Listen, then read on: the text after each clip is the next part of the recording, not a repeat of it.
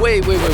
Before we start the wild conclusion of Hubie Synn's story, this is the last episode of God Out Loud Season 2.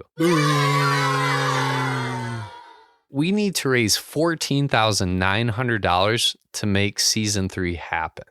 So let me tell you a story of how God Out Loud began. In 2016, on my 20-minute car rides to and from work, I used to binge an NPR storytelling podcast called This American Life. Well, from WBEZ Chicago, it's This American Life. I'm Ira Glass. Today on our program, with the new year upon us, people making resolutions. I love this storytelling. In fact, the stories were so good, I tried to ignore the show's overall worldview. Then, one day, while driving home from work, I listened to my first storytelling podcast with a Christian worldview. You're listening to the Love Thy Neighborhood podcast. I'm Jesse Eubanks. Today's episode is where the gospel meets social media. The next weekend, as I organized and swept my garage out, I binged Love Thy Neighborhood, and their episode where the gospel meets the sex industry inspired me. And as I swept my garage, I had a crazy thought. I want to make a storytelling podcast with a Christian worldview. There's only one or two of them. I'd never done it before, but when my boss Farron Dice at Way Media said, "Hey, we need ideas for podcasts," I pitched him my idea for the show. Audible.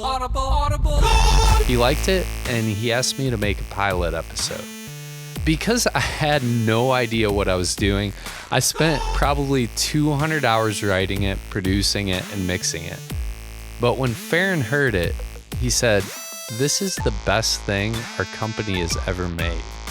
So I made 5 more episodes.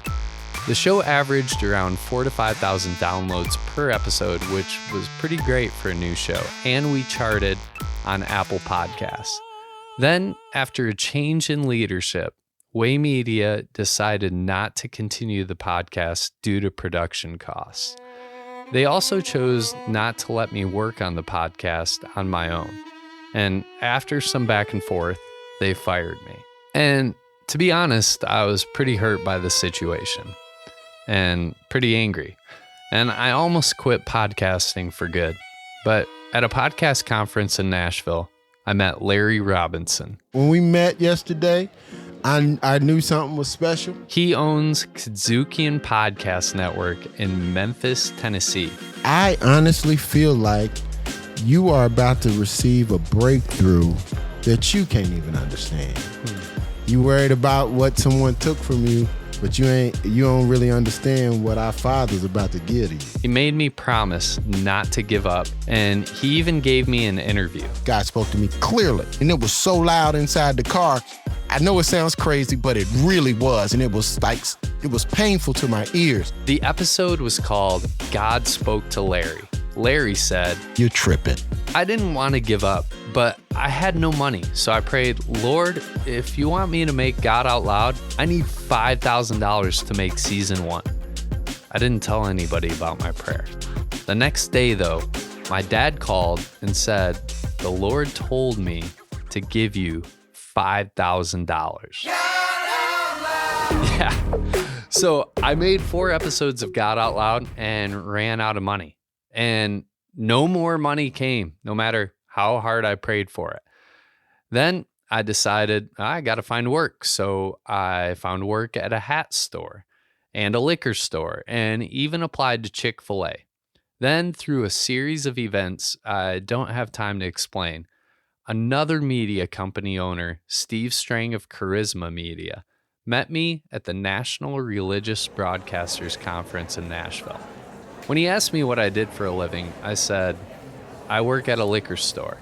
He laughed for a long time and told me nobody else at the National Religious Broadcasters Conference would ever give that answer, even if it were true. He hired me freelance for a while and encouraged me to keep going with God Out Loud, but I didn't know how to, so I picked up work as a handyman. Then, 2 years later, on New Year's Day of 2024, I was still a handyman, and I told my wife, God Out Loud is dead. We're going to bury it and move on. A couple days later, I decided to call Paul Hastings of the Compelled podcast to ask him if he needed any editing work done. He said, "Dude, Rob, what are you doing, man? You need to restart God Out Loud." I told him I didn't have the time, money, or the platform. He said, "I can give you one of those." I said, "The money?" He said, "No, the platform." And today, we're actually helping launch the second season of God Out Loud right now. You're going to hear the first half of Rob's story with Tim Halfin. If you like the first half, then you can immediately jump over and hear the rest of the story by searching for God Out Loud or by visiting godoutloud.com. Because of his generosity and him sharing half an episode of God Out Loud on his podcast and him welcoming me onto his podcast network, Proclaim, my audience has grown by thousands overnight. He also gave me a plan and the tools I needed to fundraise. With his plan, I raised over $11,000 for season 2. This is the last episode of that season, and now I'm raising money to make season 3. So far, by God's grace, God Out Loud has raised $5,100 for season 3. I only need to raise $14,900 more. I don't like asking for money, which is why I typically do it in song form. So, 1, 2, even though I'm so excited, I don't want to overhype it. I need 20G to make season 3, and I really think you'll like it. I just want to keep it honest. I don't want to overpromise. Can't promise a reward, a blessing from the Lord. But I really think we got this. I can't tell you the world has changed just because of our show. But I've seen a reviewer say here she loved each episode. Like when Barbara walked to the West Coast and Tim walked out in the trees. I think the stories get 5 stars. I'm glad that others agree. Oh, just so you know, I have 14,900 to go till I keep making this show for another year. So is what I have in my hands. Yeah, I'm hoping that you agree. Unless God has other plans, it's time to make season 3. That's Luke Gerges donating his skills on guitar for this awesome recording. If you like God Out Loud, you can donate too. Make season 3 happen today by going to godoutloud.com/donate. Again, that's godoutloud.com/donate. Hi, I'm Rob Vischer. Welcome to my storytelling podcast, God Out Loud. With every new episode, you'll hear stories of people who claim they heard God. Today, you'll hear part 2 of Hubie Synn, an accountant who says he feels sick every time God talks to him. If you want to hear more God Out Loud stories, hit follow or subscribe now.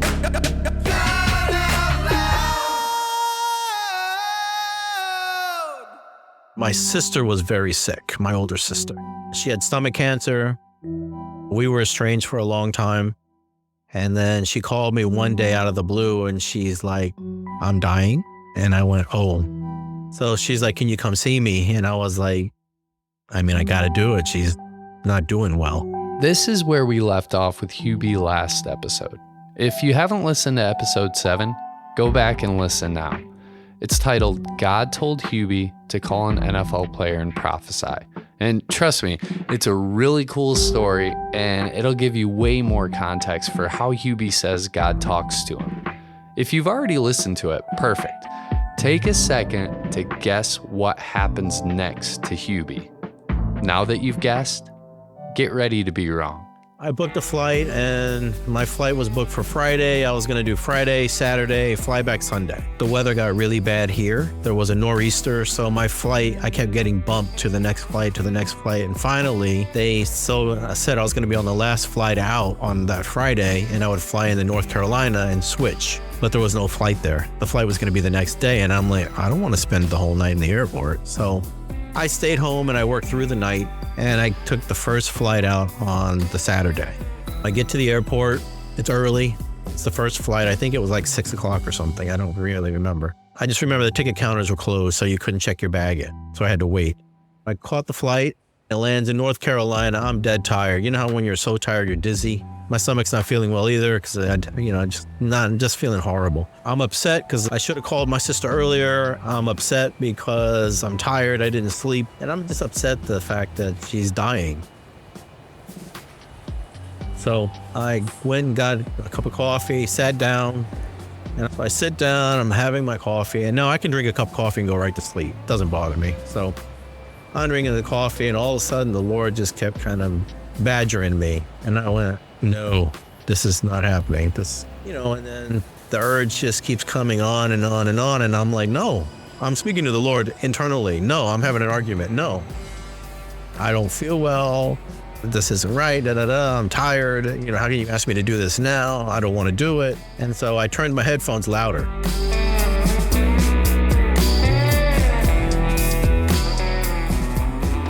In the last episode, Hubie said God often prompts him to talk with people at the most inopportune times.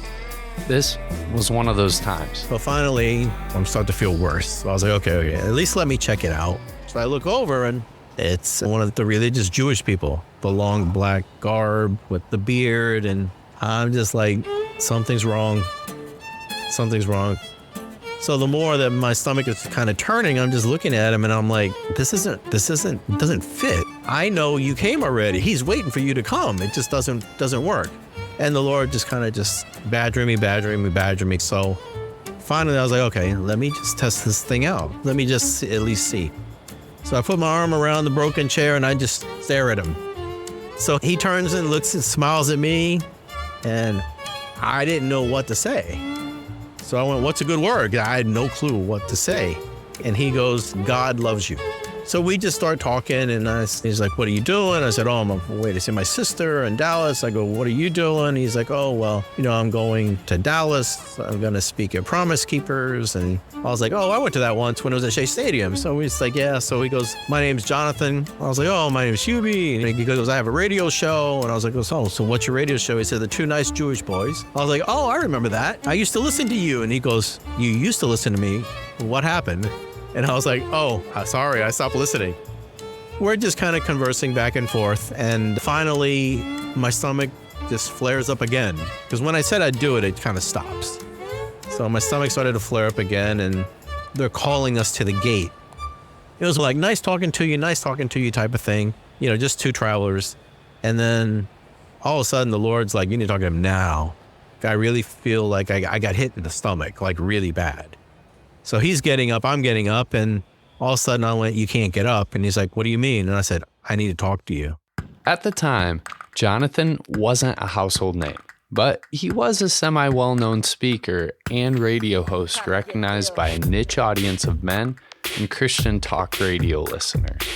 He wasn't super famous, but he was well-known enough for Hubie's sudden intensity to seem pretty weird. So he sat down, and then all of a sudden this word starts coming out. And he is just like looking at me like this. When you're prophesying to somebody and they're just kind of like analyzing you, you're like, this is not good.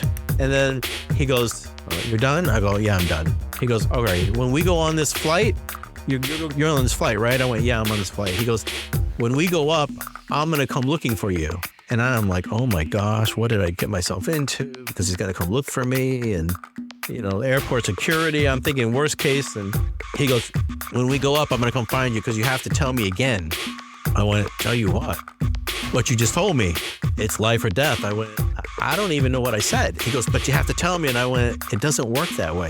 He's like, well, let's just get on the plane so we don't miss it. So we get on the flight. We get to the cruising altitude, 20,000 feet, whatever it is. Now, I always sit in the aisle seat. So I'm sitting there thinking, I can't go to sleep now because this guy's going to come looking for me. So now I'm really annoyed. And, I'm not the greatest person to be around when I'm annoyed. So I'm just kind of like, oh. So he comes down with a notebook and he's smiling and he's walking. And I'm like, well, maybe he'll just walk by me. So he taps me on the shoulder. He's like, let's go to the back. And I went, where are we going? It's a packed flight. Where are we? So we go all the way to the back of the flight. And then there's 2 seats right in front of the bathroom. So we sit down. He pulls the tray table down and he goes, okay. He's got his pen and he's like, tell me again. I went, it doesn't work that way. And he's like, well, what do you mean it doesn't work that way? I said, it doesn't work that way. When there's an awkward moment between 2 other people, I like to quietly sneak out of the room for a short break. And that's what we're going to do here. After this short break, we'll re-enter the uncomfortable conversation to see what happens next. In God Out Loud's second season, 4 storytelling podcasts helped us grow. They all featured part of a God Out Loud story on their show. The Compelled podcast launched God Out Loud by introducing us to their massive audience. Then the Story Partners podcast and The Unfolding with Meredith Foster each kept the momentum going. Finally, the Wow God Stories podcast invited me to host a ton of their episodes. And I'm taking this time to say thank you to each one of them for helping God Out Loud grow. If you enjoy God Out Loud, you might like the Compelled podcast, the Story Partners podcast, The Unfolding, and Wow God Stories. They're each different than God Out Loud, but they all feature stories of God working in the lives of broken and flawed people. After this episode is done, I hope you go take a listen. Although we snuck out for a short break from the awkwardness, we jump right back into where Hubie is telling Jonathan that he can't just repeat a prophecy. I said, it doesn't work that way.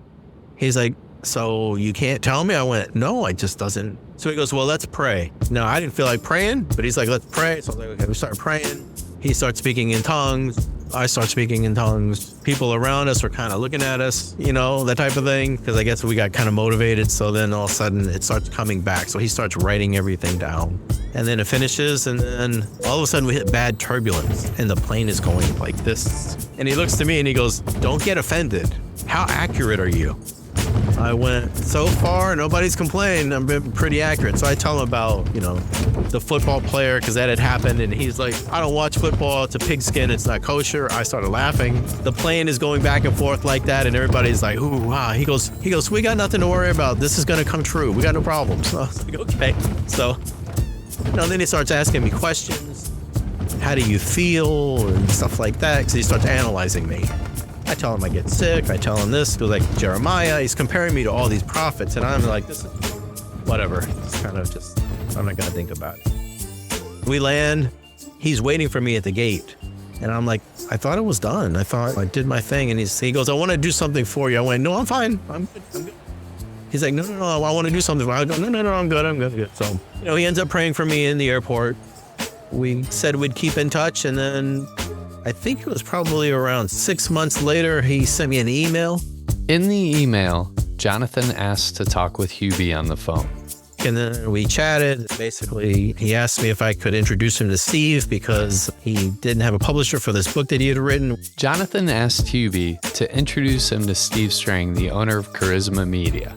And backstory, because Hubie had prophesied over Giants wide receiver David Tyree, and David Tyree had published a book with Charisma Media and included Hubie's name in it, Hubie and Steve Strang met and developed a friendship. At that time, I was ministering to Steve, and I didn't want to cross the line, because once you ask for a favor, it's never the same. So, the Lord told me to do it, so I sent him an email, and because Steve was interested when I told him the story of what happened, it just turned into him getting the book deal. Hubie says this rather nonchalantly, but getting a book deal is huge, especially for a first-time author. According to aspiringauthor.com, authors write on average 3.24 books before ever getting a deal.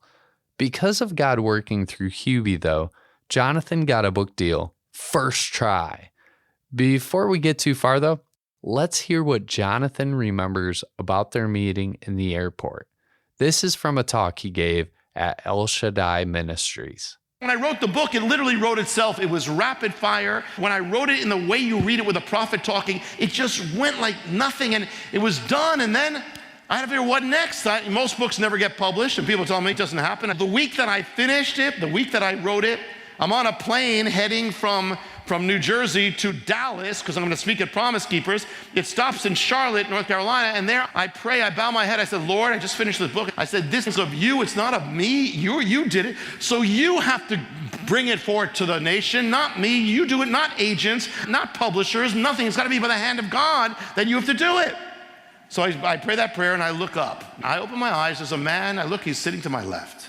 So I'm sitting there, the guy's to my left, he turns to me and he says, so what's the good word? What's the good word? What's the good word? I said, God loves you, that's the good word. He says, I know God loves me, but what's the good word? I'm thinking, wow, this is kind of strange.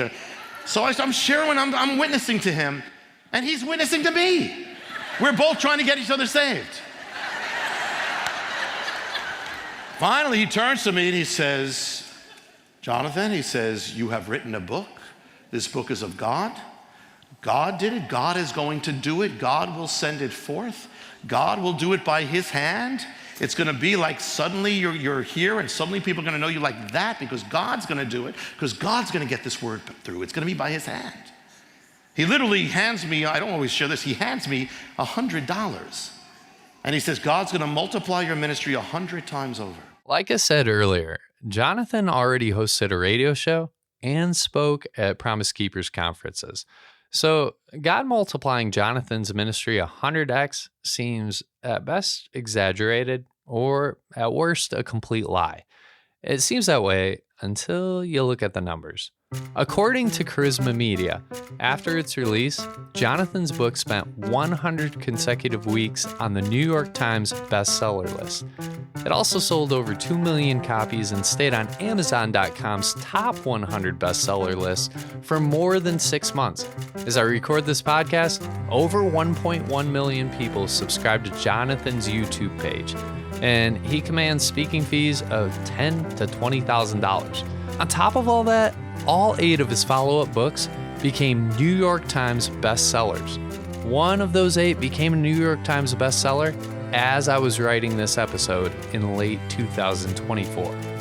If you already know of him or his book, you might have guessed by now. Jonathan's full name is Jonathan Cahn. The book he wrote and sold 2 million copies of is The Harbinger, the ancient mystery that holds the secret of America's future. Originally, I heard about The Harbinger from my parents, but over the years, I've heard about the book from other people as well.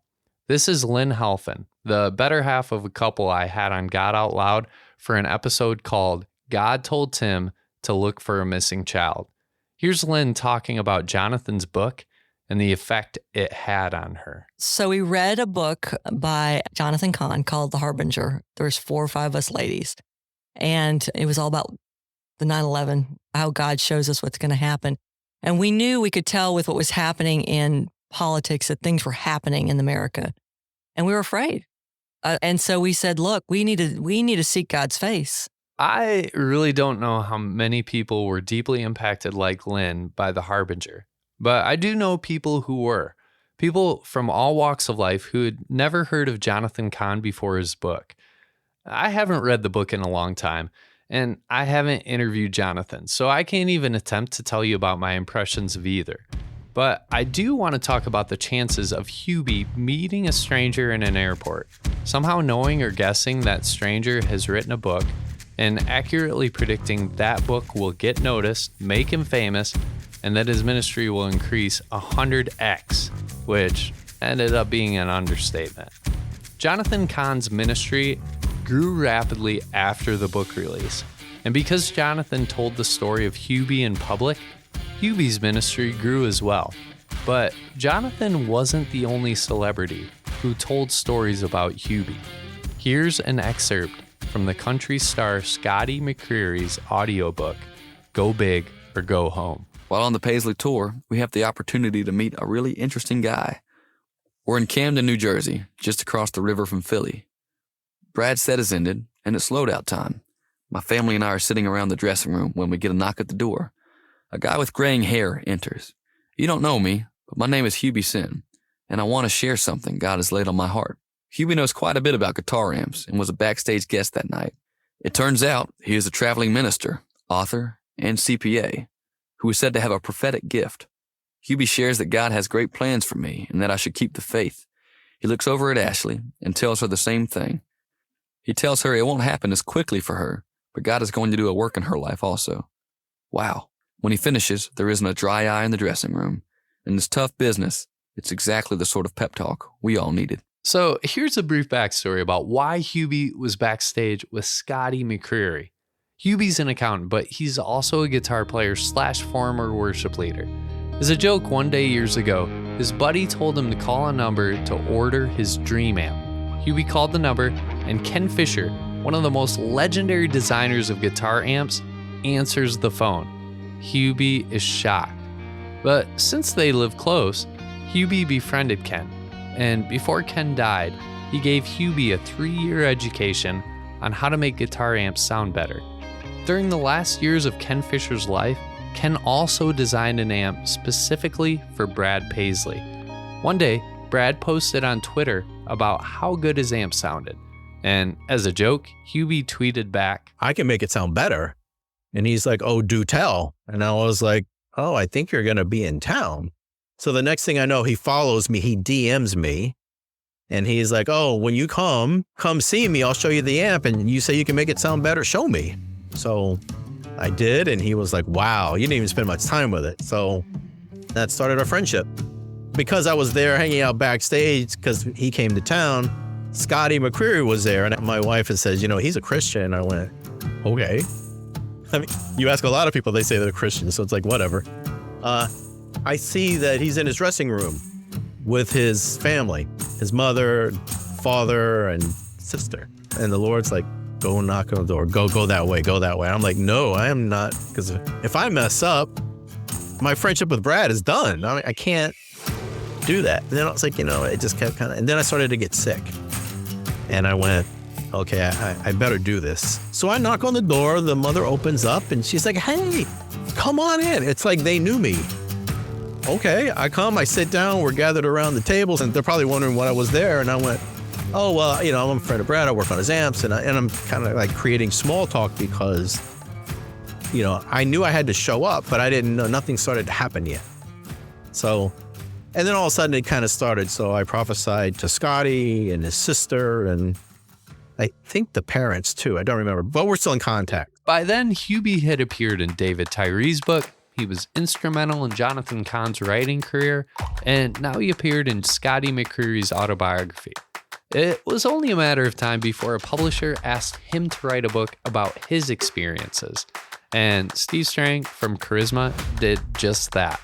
Hubie authored a wise and at times very funny memoir called The Tales of a Wandering Prophet, how God can use anyone for his purpose and glory. In some Christian circles, the book made him full-on famous.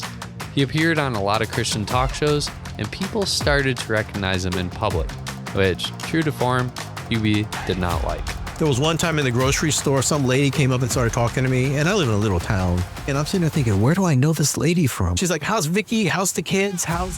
It's going on and on and on, and I'm sitting there like, where do I know this lady from? I don't know this lady. Is she the lunchroom lady? And then later on in the conversation, she goes, by the way, you don't know me, but I just saw you on TV. Most of the encounters with strangers were harmless, but some felt more invasive. We were sitting for breakfast. A guy came and sat down at breakfast. And we're eating breakfast as a family. The guy just sat down, starts talking, says, you got a word for me? And my kids and family are like, what is this? And I went, hey, sorry, we're done. And we just got up and left.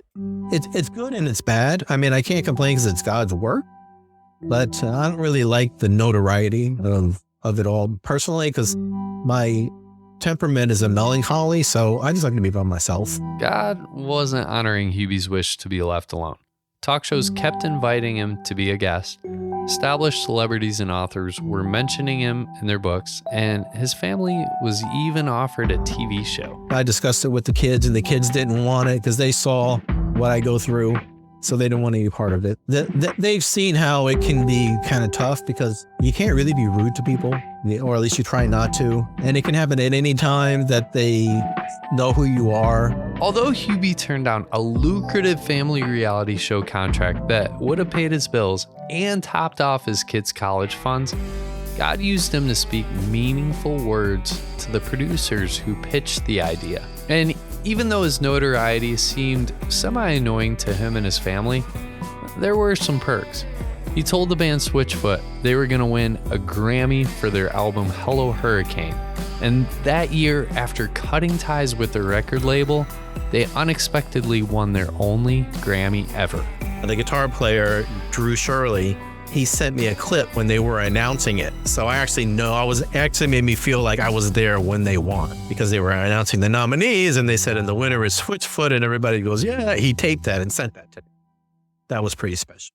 As he continued to be obedient, God surprised Hubie with some very unexpected friendships. One day I checked my Facebook messages and I had a Facebook message from somebody named Squire and Louise. And they have a book called God Winks. So they were scanning the internet and they came across my story on Divine Intervention Radio. So they reached out to me. They wanted to interview me for one of their books. Here's Squire remembering his first meeting with Hubie. At the end of that interview that I did with him, I thanked him for the call and I was recording it. And he said, don't hang up yet. The Lord wants me to give you a word. And so they were pretty taken back by it. We developed a friendship. We got to know his family, and we had a house on Martha's Vineyard that we were staying in while our little house was getting renovated. And so we had the extra room, and they came and spent one of the holidays with us, that kind of thing. So we became very good friends with Hubie and Vicky and all the kids. They were telling me about Kathie Lee and because they were on the show once a month. Squire was doing a little clip every month or something. And I could care less because I don't really watch much TV, and I never watched Kathie when she was on TV. So I never watched Kathie Lee and Regis. I never watched the Today Show. So I was like, okay, whatever. So one day they are meeting her for lunch because they did a segment on the show. And I had been praying for Kathie Lee the few days prior. And so I hate to use another party to get in contact with somebody. I'd rather do it on my own. But I was like, I have no clue how to get a hold of this woman, because all I knew is I needed to tell her something. So I texted Squire and I'm like, does she have an email? Does she have this or that? And, he responds back, it just so happens we're at lunch right now. Why, you got something? And he laughs. And I was like, yeah. He's like, well, if you give it to me, I'll tell her. And I'm like, this is just happening so fast. I'm trying to process. So I said, I'll tell you what, I'll send you an email and then you can let her read it. He's like, okay, we'll do that. He goes, I can expect it in a few minutes. I went, give me a little time, So I open up the email and I just start typing. I finish it. And then I'm like, do I really want to do this? Because when you overthink it, you're kind of like, do I really want to do this? Because if I do it and it's not right, they're going to look foolish. Forget about me. I've never met her, but they're going to look foolish. And I don't want that to happen to them. My stomach is just turning and turning and turning. And I went, okay, I'm just going to just send it. So I just sent it, turned off my computer, went upstairs, didn't hear anything. I just told Squire I sent it. No response. During lunch, we said, there is something that we want to share with you. And we explained to her who Hubie was, that we had met him only recently, but that I was actually writing a story about some of his remarkable words for a New York Giants football player and an author. She said, well, what does he want to tell me? And we said, well, we have it here. It's written down. And she said, why don't you read it to me? So that's what I did. So there we were in a busy restaurant at Rockefeller Center, and I am reading her this prophecy, and I had never actually really read it, and it was really touching her heart, because there were things that Hubie was saying about people who had injured her, taken advantage of her, and she just responded to that by tearing up. And then probably about 15 minutes later, he sent me a response. He went, she's never really had a word before. And I was like, okay. And I'm sitting there thinking, is this good or is this bad? And he went, she's kind of tearing up at the moment. Talk to you later. Whatever was told to her, because I deleted it right afterwards because I didn't want to know what it was, it hit her pretty hard. Probably about a few days later, she calls me. I was busy working or something, so I didn't get it. So I just remember seeing a number. So I checked my voicemails. And she's like, hi, this is Kathie Lee. I just want to tell you thank you, and I'd really love to chat. And I'm looking at my phone like, this is Kathie Lee Gifford. What's she calling me for? So she called me back a few days later, and I answered the phone, and we just started chatting. And she's like, I've never had an experience like that. And I'm sitting thinking, she's just talking to me like a regular person. So she's like, I'd love to meet you. So she's like, yeah, come to my house. I live in Connecticut. It would be great. And I'm sitting there thinking, oh, okay. Hang up the phone and say, Vicky, Kathie Lee wants us to go meet her. So we drive up to this beautiful house, drive there, and we get out, and somebody leads us, one of the workers leads us to the door, and we open up the door, and there's Kathie Lee Gifford. And she comes up, she grabs my hand, gives me a hug, shakes my hand, and says, it's an honor to meet you. That was actually the beginning of a very long and close relationship between Kathie and Hubie and his family. Most recently, Hubie stopped in here and we had dinner on Martha's Vineyard about a week or two ago. And during our dinner, we called up Kathie Lee and just said hello. So anyway, that was the beginning of that relationship, and it continues on. Since then, we have become really good friends. She prays for me all the time, which was really great.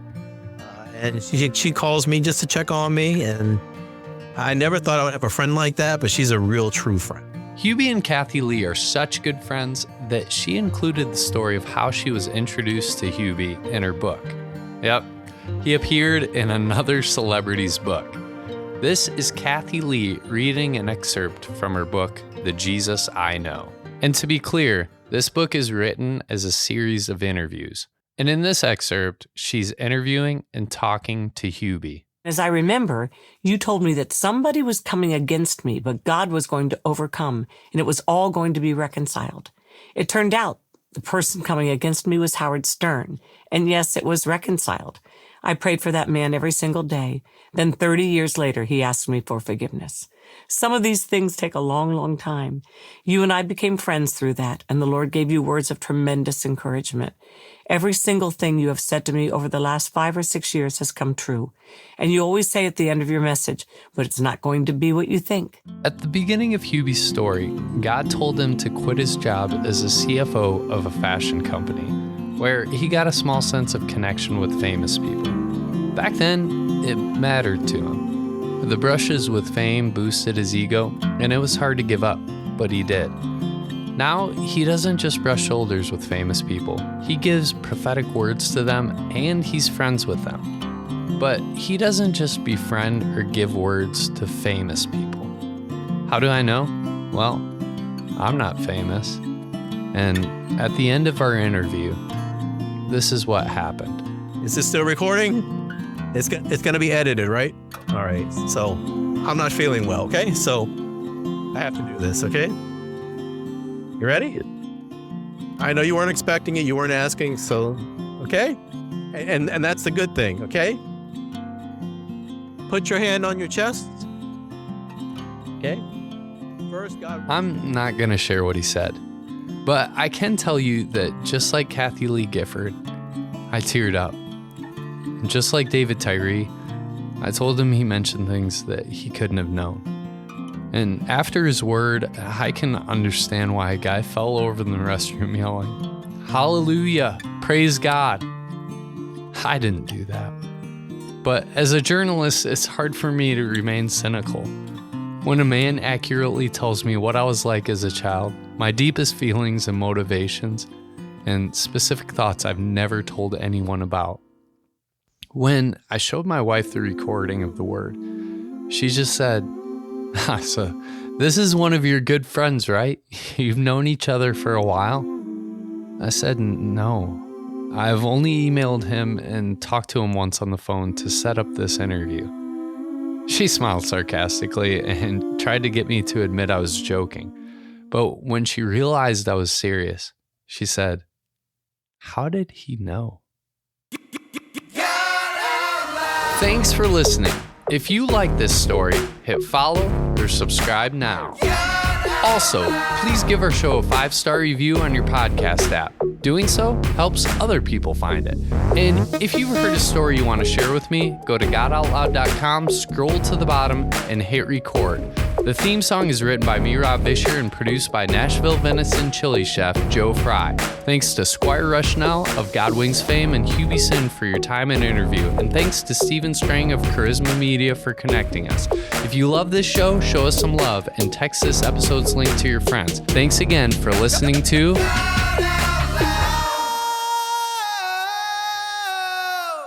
I want to end this season by thanking you. Thanks for joining me and listening to these stories. This could be the last God Out Loud episode ever. I hope it isn't, but it could be. So, let's go out with a bang. Like David Tyree with the touchdown, I point to the sky, then point to the crowd. Came down with it, but God did it. Because of him, we're winning and winning and winning, winning and winning and winning. God Out Loud! Paul stood up and gave me a boost. Guess put up with my long interviews. When I asked for some more Benjamins, God made it rain with my family and friends. To Tim Cole, Isaiah and Hubie, y'all's lives seem like a movie.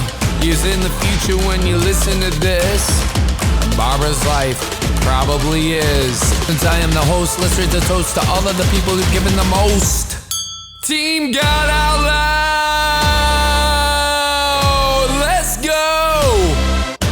Joanna V, Mama Dad, Dre, Jess, Morgan Brad, Jenny, Mama, Daddy Mac, Aaron, Alfred Mandelac, Dr. Pike, Farron Dice, Tim Halpin, Mr. Spice, Deb Brown, Kathy Robinson, John Weir, Sophie Jernigan, Sarah Bush, Sarah P, Daniil Sins on repeat, Andrew Berthold, Uncle Tim, Andrew Boltzmann, Jay and Jen, Aaron, Blake and Al, Ashley Cole, Katie Phil, Adam, Billy, Robert Brace, Adam Hambrick, Taylor Shea, Carl, TT, Allie Ben, Brian, Patty, Paul, and then someone who's anonymous, and the Schweitzer Family Trust. Here's the 3 we can't forget: Archie, Edith, Elizabeth, Scott, Ruth, Stephen, Stephan, Alex, Hannah, Lindsay, Evan, Laura, Joy, Doug, and Kristen, Leah, Mark, and all who listen to God Out Loud. Thank you all for making season 2 happen. My voice is gone. I have no idea what it means, but okay. I just took a part of it. I just delivered it. I'm just very careful not to take any credit. It's God's gift. I don't want to be one of these that takes it and makes it mine, because then I'm stealing in my mind. I don't really care about it. It's an annoyance, actually, because I'm doing my own life and then all of a sudden it springs up. When I know I need to use it, I do it. When I don't need to, it's okay. It's not me. It's kind of like a tool. I use it, and then when I'm done, I put it back in the toolbox. It's got nothing to do with me. When was the last time you heard a story that you couldn't wait to share? Hi, I'm Annie Manus from the Story Partners podcast. We love telling gripping stories of people who have experienced the power of God in their lives. In the Story Partners podcast, we get to the heart of our characters. Our subjects bring you into the depth of their pain, their struggles, and their victories. Here's Tim Schulte from Season 2, Episode 9, called The Encounter. She just said, "Hey, Mom's having an affair, and she's leaving." Immediately, shock, confusion. I just remember great sadness. I said, "Lord, please help my mom to stay." We finished praying. She looked at me with her loving smile, kissed me on the forehead, and that was the last time she ever took me in. Check out the rest of Tim's story at the Story Partners podcast.